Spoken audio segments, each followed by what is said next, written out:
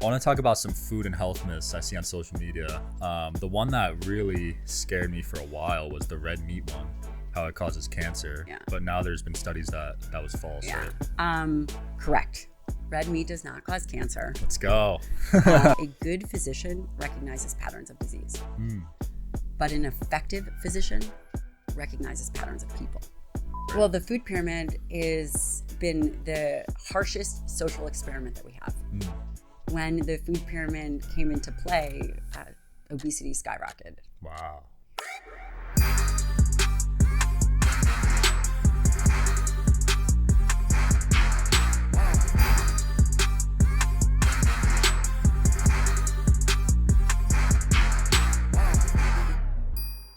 All right, guys, welcome back to the show. We're here on the Digital Social Hour. I got a very inspiring guest for you guys today. Hopefully, we'll change your opinions on health. Dr. Gabrielle Lyon. Hi, thank you so much for having me. Absolutely. You have a very powerful message. I must say, I haven't seen anyone else really preaching what you preach. So I'd just like to thank you for that.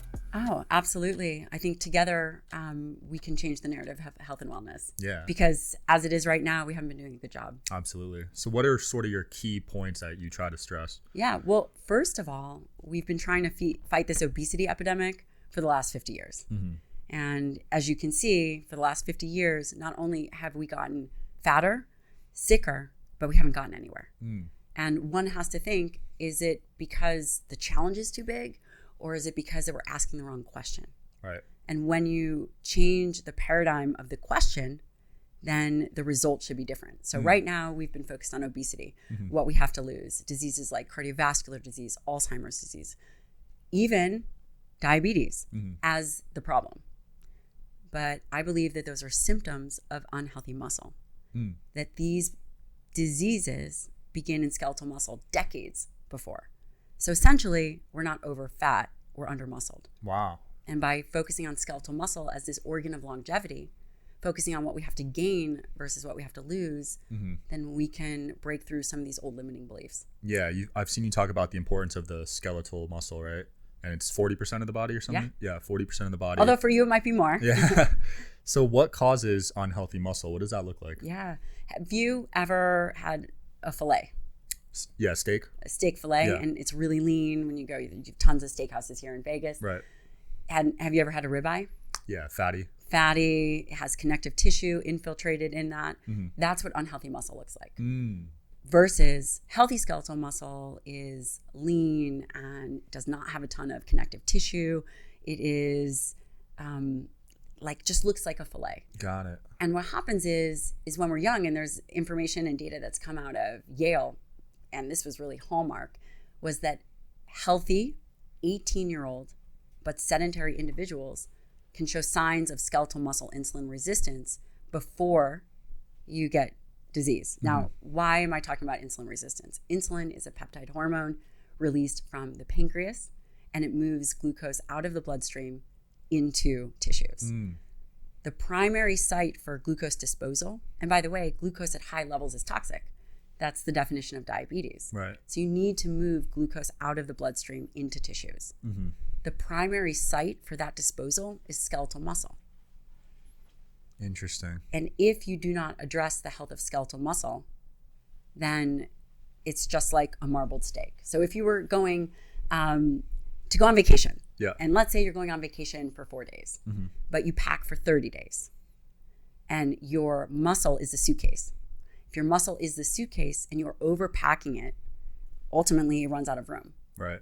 And blood glucose builds up, fatty acids build up, might see elevations in insulin, triglycerides, all things that eventually cause metabolic disease. But we've been trying to fix metabolic disease from a symptom standpoint of addressing body fat. Right. That's not the core issue. And I feel like that's sort of the Western medicine philosophy in general. Decade after decade after decade. And now it's really starting to compile, right? Right.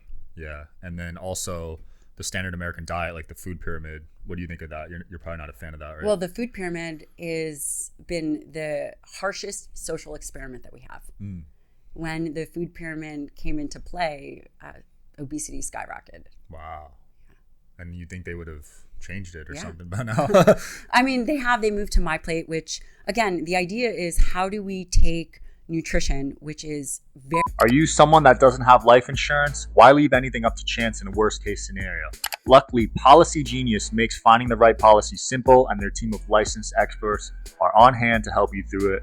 Life insurance gives your family a safety net that they can cover expenses with, so they don't have to worry about money while getting back on their feet. I've had friends and family members that have passed away without life insurance. It's definitely left us with financial instabilities. Even if you already have a policy, it may not offer enough protection for your family's needs, and it may not follow you if you leave your job. With Policy Genius, you can find life insurance policies that start at just $292 per year for $1 million of coverage. Some options offer same-day approval and avoid unnecessary medical exams. Policy Genius knows how valuable your time is. Their technology makes it easy to compare life insurance quotes from America's top insurance in just a few clicks to find your lowest price. Policy Genius has licensed, award-winning agents who can help you find the best fit for your needs. They work for you, not the insurance companies. They don't have an incentive to recommend one insurer over another, so you can trust their guidance. Policy Genius is for parents, caregivers, and anyone else who has people who depend on them. They simplify the process of getting life insurance so you can protect the people you love. They got thousands of 5-star reviews on Google and Trustpilot. Your loved ones deserve a financial safety net. You deserve a smarter way to find and buy it. Head to policygenius.com/50DSH or click the link in the description to get a free life insurance quote and see how much you could save. That's policygenius.com/50DSH. very personal and provide guidelines so that individuals can execute on those guidelines. And it's a challenge. Right. It's a challenge because you have a different diet than I have. Your producer has a different diet. And so how do we make sense and put guidelines that can kind of meet everyone's minimum need? Right. Yeah, there's no one fit all diet, right? I agree. And I have to say that there are strong scientific principles that we should follow. For example, dietary protein as a primary component of a nutritional plan is key. Right. And the evidence supports that. Dietary protein, again, we talk about macronutrients. We talk about proteins, carbohydrates, and fats as if they're one thing. But protein is made up of 20 different amino acids, 9 of which are essential. Each of those essential amino acids are individual nutrients that have diverse biological roles. So the needs of those amino acids change as we age. Wow. And we need more and different kinds. Versus you could have a carbohydrate intake the same. How old are you now? 26. 26. At 36, you could probably have the same carbohydrate intake. Got it. And then at 56, you could probably have the same carbohydrate intake. But if you have the same protein intake and that protein intake is insufficient, your body will change and it can become sarcopenic. We've all seen aging parents, aging grandparents. Those changes are preventable. And if we don't evolve our way of eating and thinking about nutrition and training as we age and understand that the influx of information is really symptom-based as opposed to thinking about optimal health, then we don't have a chance. Wow. That's such a simple fix to just increase your protein every few years, but people don't even know that. Right. And part of the problem is because the narrative against protein is so strong. And you and I were talking off camera, it's very emotional. Yeah. But nutrition doesn't need to be emotional. It can be empiric. It can be based on data. And when we prioritize for dietary protein, metabolic things fall into place. Obviously, calories matter.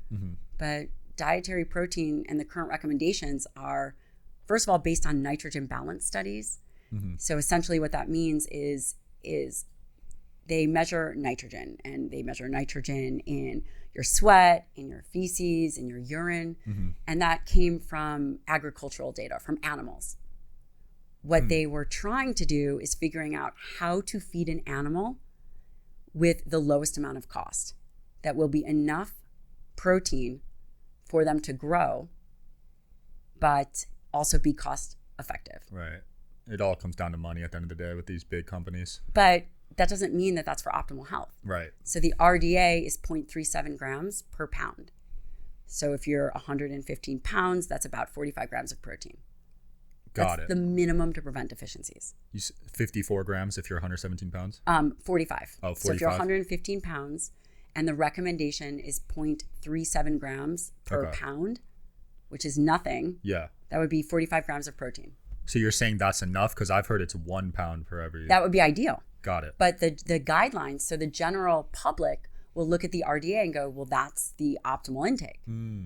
That's archaic. Those low. guidelines haven't been updated since 1968. Wow.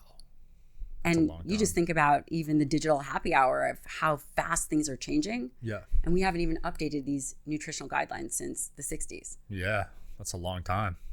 And the ideal percentage of protein or the ideal amount of protein is double the RDA.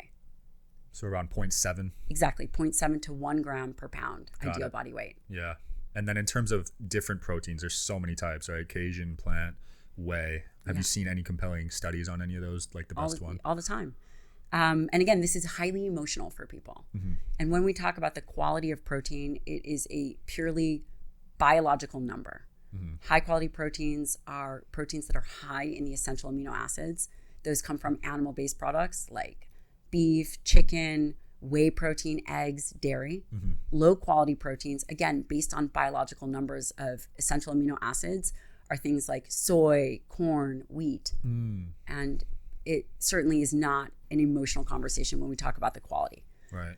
The next thing that I want to point out is it's not just about the protein. So they're not interchangeable.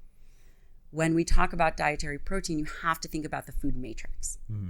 A beef burger, for example, a lean meat would have creatine, carnitine, taurine, and serine, these low molecular weight molecules. B12, zinc, versus a plant might have polyphenols or other things that are not in high amounts in animal products. They're not interchangeable from the nutrient standpoint, even if you were to be able to get protein high enough. From a plant-based source, I think it's prudent to incorporate both. Yeah, I've tried plant. It just never does the trick for me for some reason. I feel different on it. And that could be because, again, they're not interchangeable. Yeah. Because of those low molecular weight molecules. It's just not an interchangeable. Yeah. You could look at protein from beef and then a protein source like tofu. While the protein might be the same, clearly it's not the same substance. Right. And it's the food matrix that really matters, that nutrient density.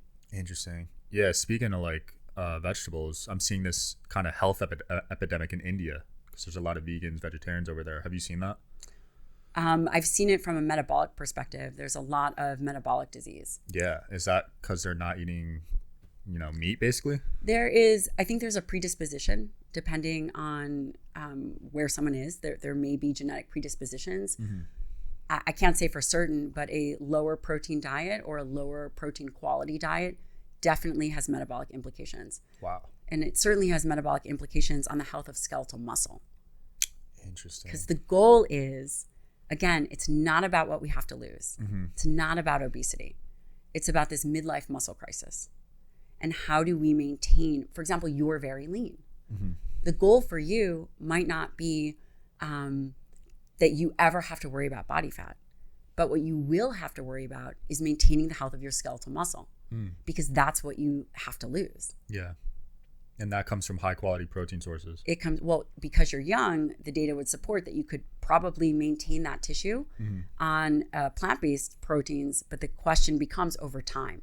Right. What does that look like, not just in the acute period, but over time? And over time, as you age, I would say it's not optimal.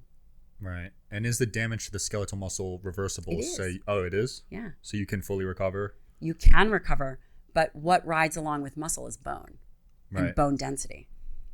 And bone density comes from high quality proteins and dairy, and then obviously other nutrients, but you have to build and maintain bone density over time. Got it. Bone density. And that's through just vitamins, right?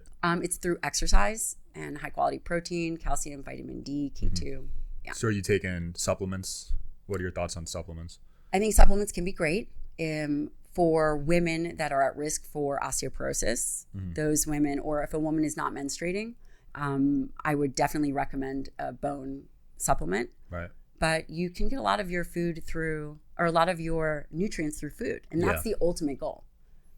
Yeah, I try to be as natural as possible. I went on a weird phase where I was taking like 40 supplements a day, and it just didn't Who has time for that? You know Brian Johnson? Which yes. Yeah, so he takes like 100 a day. So I went on his site, I bought like half of them, and I'm like, dude, like my body hurts. Like this is too much. Right. So I cut back heavy. Yeah. Yeah, now I'm down to maybe 5-10. I think a handful of supplementation is amazing, but it's as long as it's very targeted. Yeah, absolutely. What have you seen surrounding inflammation? I keep seeing mixed things about it, if it's good, if it's bad, but what have you seen with it?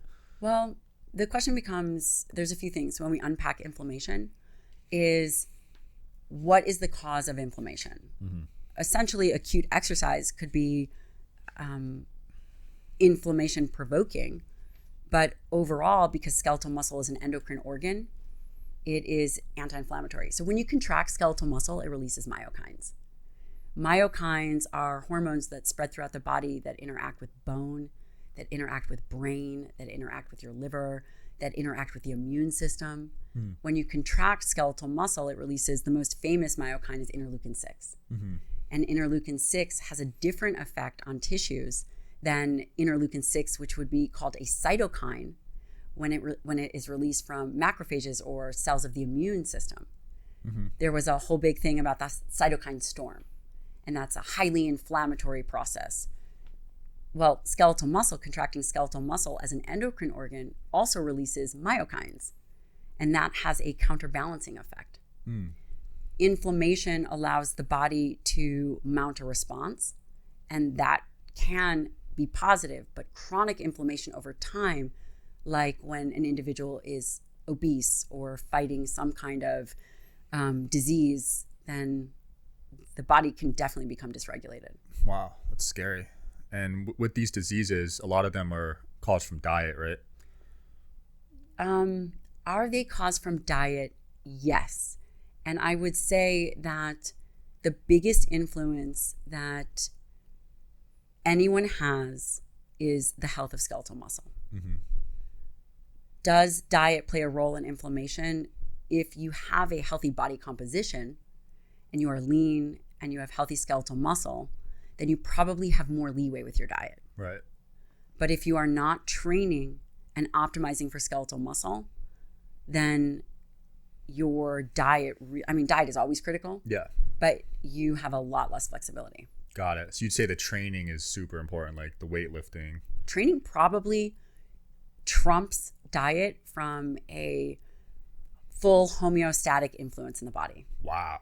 I've never heard that. I know. I would like to think that it's all diet. Yeah. But 100% of people eat. Mm-hmm. You have to nail diet. It's the thing that 100% of people do. People might miss their workouts. Right. And 50% of Americans don't even exercise. That's a lot. And out of the individuals that exercise, you have maybe 24% are actually meeting the abysmal recommendations. Right. Which is 150 minutes a week. 150 a week. I think I'm doing that. And 2 days a week of resistance training, it's nothing. That's something I got to work on. So resistance training, that's with bands, right? You could start with bands. You could start with body weight. And I think the biggest thing, Sean, for your audience is to understand that when we frame the conversation around muscle, if I say muscle, what's the first thing you think? Just like flexing. Totally. Yeah. And all your viewers probably think the same thing. Mm-hmm. My goal is to change the conversation around muscle from a muscle-centric medicine perspective. Mm-hmm. Muscle is not about looking jacked and tan. That's a positive. You can look good naked. All of that is positive. Yeah. But the reality is the influence of skeletal muscle on overall health and well-being is paramount. Skeletal muscle is the pinnacle. It's an organ system, just like the pulmonary system or the cardiovascular system. Skeletal muscle is an organ system that makes up 40-some% of the body. When that system has pathology, meaning it becomes unhealthy, think about the mass influence that has from a regulation of metabolism, from a regulation of your immune system. Contracting skeletal muscle releases glutamine. Glutamine is the food or energy source for white blood cells. Wow. Skeletal muscle is so much more. And really, if we shift the focus away from body fat, we can become much more empowered, because at the core and at the root, skeletal muscle is where we have to focus as our paramount effort. And it is the only tissue that's under voluntary control. Wow. That's super interesting to me, because I've had a low white blood cell count my whole life. I think it's genetic. Yeah, that's genetic, Asian side. So I never even was told to train my skeletal muscle for that, you know? Right. So that's super interesting. And I think people, they like to see their results visually. So that's probably why they focus on just their muscle that they could see with their own eyes. Skeletal muscle, you can't really see the results, right? Well, I mean, you could look jacked, right? Yeah. And again, even if we shift away from the aesthetic component and really appreciate the fact that skeletal muscle has a focal point in medicine, then perhaps we don't need 40 million people on statins, and perhaps we don't need all of the prescriptions that are required now. What are statins? Statins are things that's a HMG-CoAs inhibitor, depends on, it's a way to lower LDL. Got it. Is that a steroid basically? It's not. Oh, no. The opposite? Yeah. Well, statins impact like overall cholesterol and LDL, and they affect, so typically if you go to your physician and you have elevated levels of LDL, they'll put you on a statin. Got it. And I would argue before we do that, obviously I'm not your physician, maybe I am, but you have to address the health of skeletal muscle, because skeletal muscle at rest is it uses fatty acids. Yeah. It uses fat for fuel. Got it. I want to talk about some food and health myths I see on social media. The one that really scared me for a while was the red meat one, how it causes cancer. Yeah. But now there's been studies that was false, Yeah. right? Correct. Red meat does not cause cancer. Let's go. And it's interesting. It just takes a lot of time for information to pick up steam. It doesn't. Yeah, they were scaring me, man. I even gave it up for like a few months, I think, when I saw that. One would have to take a step back and say, where are the randomized control trials?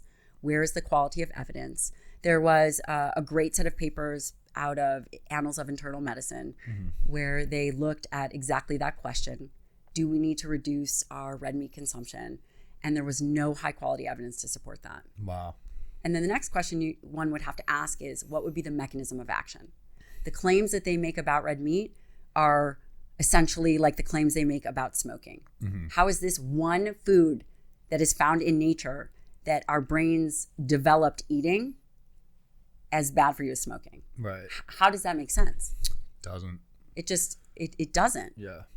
The only thing I could see possibly even being close is the ones that are injected with all those hormones and stuff. But even that's the question is, does that actually get into the meat? Into the meat, yeah.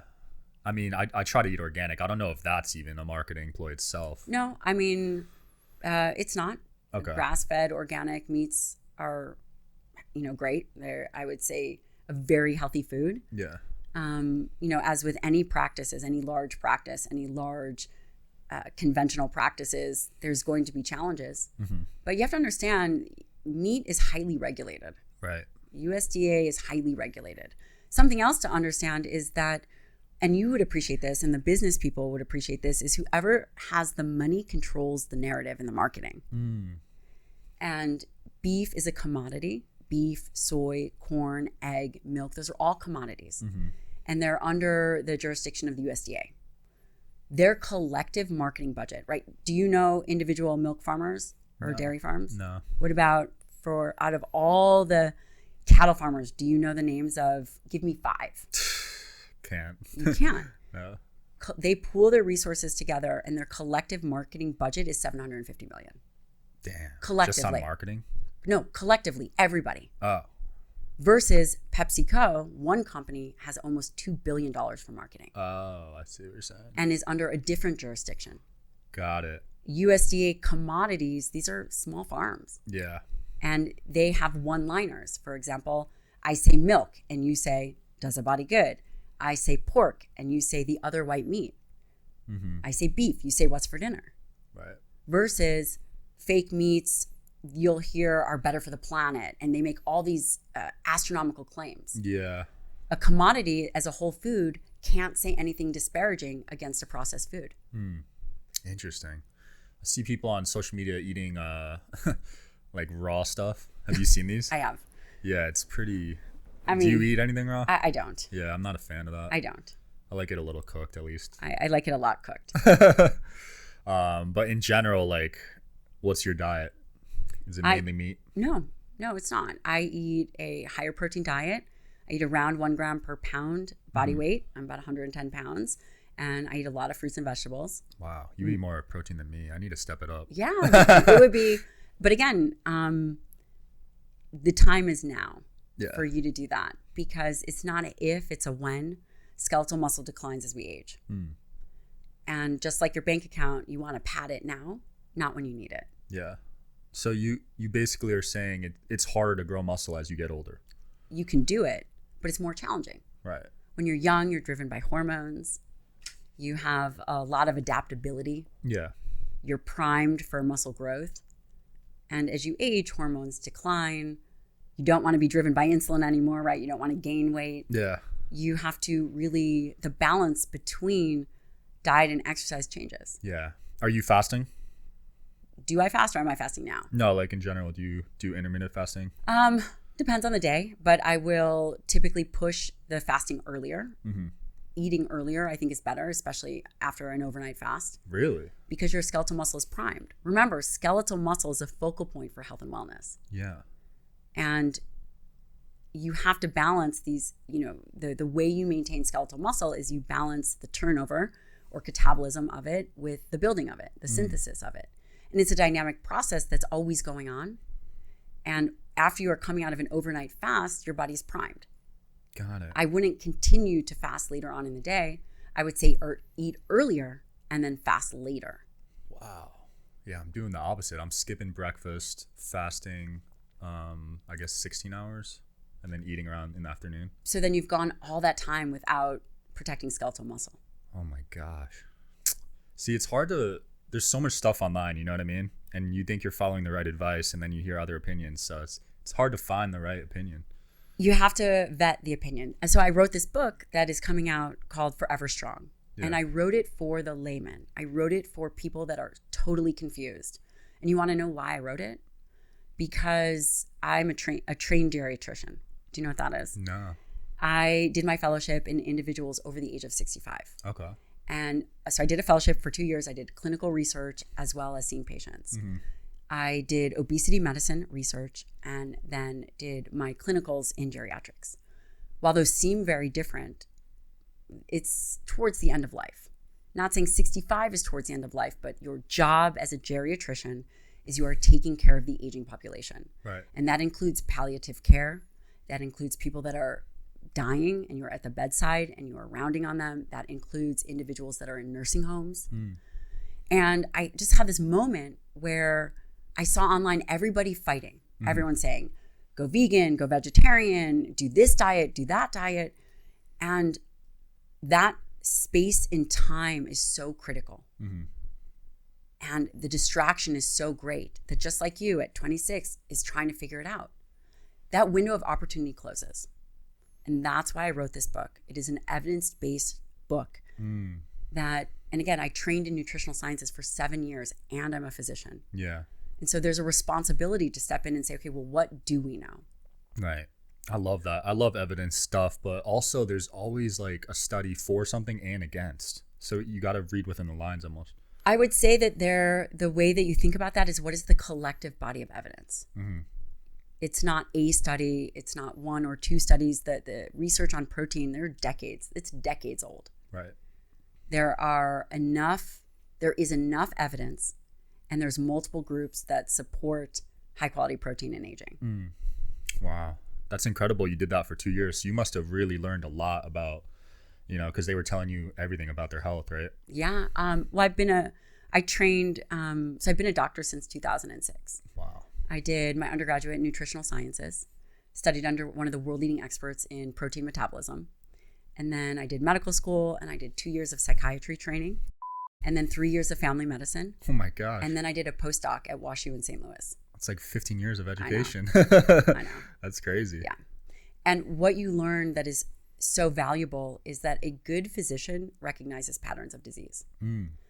But an effective physician recognizes patterns of people. Whoa. I'm trying to wrap my head around that statement. So what do you mean by that? Meaning, if you understand where a person fails on their health and wellness journey and you exploit their weaknesses, you teach them how to get the best out of themselves. And you remove the physical obstacles. You remove the distraction. Wow. That sounds powerful. I don't think a lot of people are capable of that. Well, that's what probably my most valuable training. And that, the other part of the value to the training that I did is seeing end of life. Life is short and it is gone in a second. Every moment matters. Being distracted matters. Understanding that you have to create a strong and capable body so that you can leave a legacy. Yeah, I love that. I've lost some people recently, and it's crazy. You never know. Like, you assume you're going to hit 70, 80, 90 or whatever, but you just never know. There's no guarantee. Yeah. And that's why this mission is so important, because for the time that we have, we should do good with it. Absolutely. It's been super fun. Anything you want to close off with or promote before we wrap up? Just that this book can change the world. It will change. This book is called Forever Strong. You can get it on my website, Dr. Gabrielle Lyon. You can get it on Amazon. And this has the potential to change the narrative of the obesity epidemic that we're facing. I love that. Do you know what the rates are now? The what? How many people are obese in America? Like the percent? It's well over 40%. Oh my gosh, that's high. 40% are either overweight or obese. So you're going to change tens of millions of lives. Yeah, we are, my friend. We are. Thank you for having me. Yeah, thanks for coming on. Thanks for watching, guys, as always, and I'll see you next time.